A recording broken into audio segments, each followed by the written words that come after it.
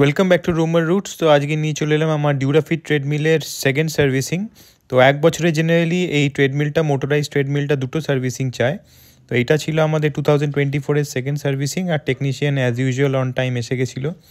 আর আপনাদের দেখিয়ে দিচ্ছি জাস্ট এই সার্ভিসিংটা কতটা সিম্পল আর কতটা জরুরি। কারণ যারা এখন আপনি নিজেদের মোটরাইজ ট্রেডমিলস ইউজ করছেন তারা হয়তো ভাবেন যে জাস্ট নর্মাল ওপর থেকে ক্লিন করে নেওয়াটাই এনাফ, কিন্তু দেখে নিন এর ভেতরে মোটরে কতটা ধুলো জমে যায়। যদিও আপনি প্রপার ক্লিননেস বজায় রাখেন তাও কিন্তু ভেতরে কিছুটা ধুলো প্রবেশ করেই যায়, যেটা কিন্তু মোটরের হেলথের জন্য খুবই খারাপ হতে পারে। তো তার জন্য এই অ্যানুয়াল মেনটেনেন্সটা খুবই ইম্পর্টেন্ট আপনার মেশিনের লাইফ বাড়াবার জন্যে।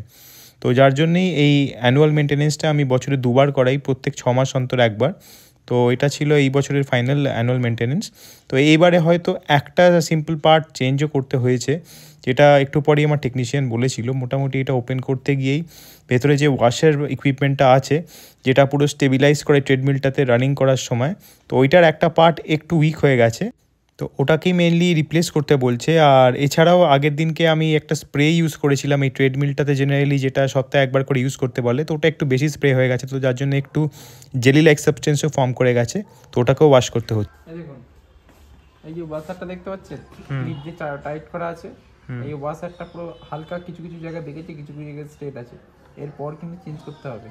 এই ওয়াশারটা হচ্ছে ক্লিপটাকে স্ট্রেট ভাবে রাখা, স্টেবল লাগবে। হ্যাঁ হ্যাঁ, এই দেখুন দেখে গেছে, বুঝতে পারছেন মিডিল ওয়াশারটা? হ্যাঁ, এখানেও তাই হয়েছে। এই যে এটা মারলেও বসবে না। তো অ্যাজ ইউজুয়াল এবারটা একটু নারকেল তেল দিয়ে এবারটার মতো চালাবার মতো করে দিল, যাতে আগামী 6 মাসটা ঠিকভাবে চালাতে পারে। কিন্তু তারপর এই যে ওয়াশারটাকে চেঞ্জ করতেই হবে, কারণ একটু সামান্য বেঁকে গেছে। আর এটাকে একটু আগে থাকতেই করে নেওয়াটা ভালো এই জন্যেই, কারণ এটা কিন্তু রানিংয়ের সময় ট্রেডমিলকে পুরোপুরি স্টেবিলাইজড রাখতে হেল্প করে। তো কোনো কারণে যদি এইটা উইক হয়ে যায় তো সেখানে কিন্তু মানে ট্রেডমিলের ওই বোর্ডটার জন্যও খারাপ, যে প্ল্যাটফর্মটার উপরে আমরা রান করি। আর সেকেন্ডলি এটা নানান অ্যাক্সিডেন্টসও ঘটাতে পারে যদি প্রপারলি ট্রেডমিল স্টেবিলাইজ না থাকা অবস্থায় কেউ রানিং করে। আর জেনারেলি যদিও মেইনলি আমার ট্রেডমিলটা আমি জগিং পারপাসে ইউজ করি, রানিংয়ের জন্য আরও বেটার মডেলস লাগে ট্রেডমিলে, যেটা আরেকটু স্টার্ডি হয় আর ওর ক্যাপাসিটিও হাই থাকে। আমার যেহেতু রিকোয়ারমেন্টটা এই মুহূর্তে রানিংয়ের নেই, তাই আমি জগিং ট্রেডমিলটাই নিয়েছি।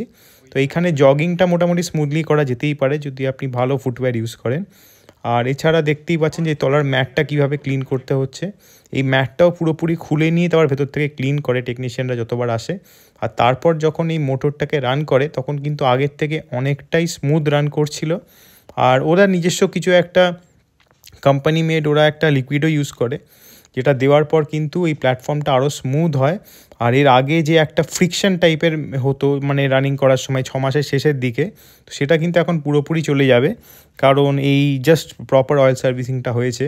আর তার ফলে ট্রেডমিলের কিন্তু একটা নতুন রকমের লাইফ রিজুভিনেট হয়। তো যার জন্য ট্রেডমিলটা এবার ইউজ করতেও অনেকটা বেটার আর স্মুথ লাগবে। তো ও নিজে আগে একটা ডেমো করে দেখে নিচ্ছে, কারণ প্রপার ডেমোটা ও তখনই কমপ্লিট হবে যখন ও নিজে একটা প্রপার সেট কমপ্লিট করে বুঝবে যে না এটা প্রপারলি স্টেবিলাইজড আছে। তারপরেই আমি কাস্টমার আমার ফাইনাল ডেমোটা নেব আর সার্ভিসটা কমপ্লিট হবে। তো দেখে নিন কীভাবে ও প্রপার স্লো থেকে ফাস্ট ডেমোটা নেবে। প্রথমে একটা স্লো ওয়াকিং, তারপর কম্প্যারেটিভলি একটু একটু করে পেস বাড়াতে বাড়াতে দেখে নেবে যে কীভাবে ট্রেডমিলটা নিজেকে স্টেবিলাইজ রাখতে পারছে উইথ ইনক্রিজিং স্পিড। আর যদি ওটা স্টেবিলাইজড বোঝে তাহলে এটা থাকবে, নাহলে আদারওয়াইজ ছোটো কিছু চেঞ্জেস আবার হয়তো করতে হতে পারে। তো একদিকে ভালোই, প্রথম চান্সেই বেশ ভালোই সেট হয়েছিল, সেটা টেকনিশিয়ান বুঝতে পেরেছিল। তো তার ফলে আর বেশি খোলাখালি করতে হয়নি, মোটামুটি আধ ঘন্টা 40 মিনিটের মধ্যেই কিন্তু সার্ভিসিংটা ভালোভাবে কমপ্লিট হয়েছে। আর এখন হাই স্পিডে রান করছে ট্রেডমিলটা, দেখতেই পাচ্ছেন একদম স্মুথ, কোনো অবস্ট্রাকশন নেই। এবার জাস্ট ফাইনালি আমি ওয়েট করছি আমার ফাইনাল ডেমোটা, যেটা নিজে একটা প্রপার ওয়াকিং সেশন করে নিয়েই সার্ভিসটা পুরোপুরি কমপ্লিট হবে। তো প্রথমে ওয়াকিংটা করে নিয়েই বুঝতে পারলাম যে যেটা কিন্তু ট্রেডমিলটা আগের থেকে অনেক সুন্দরভাবে স্টেবিলাইজড হয়েছে।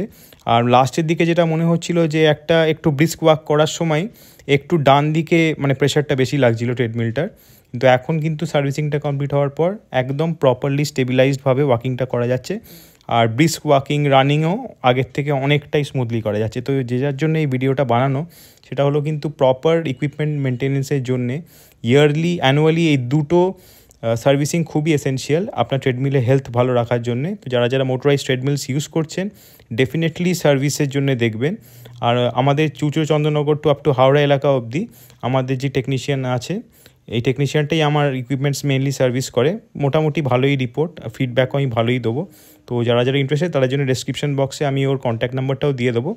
আর কোম্পানির থেকে ওর চার্জেসটাও অনেকটাই কম, তো যার জন্য ওকে রেকমেন্ড করছি।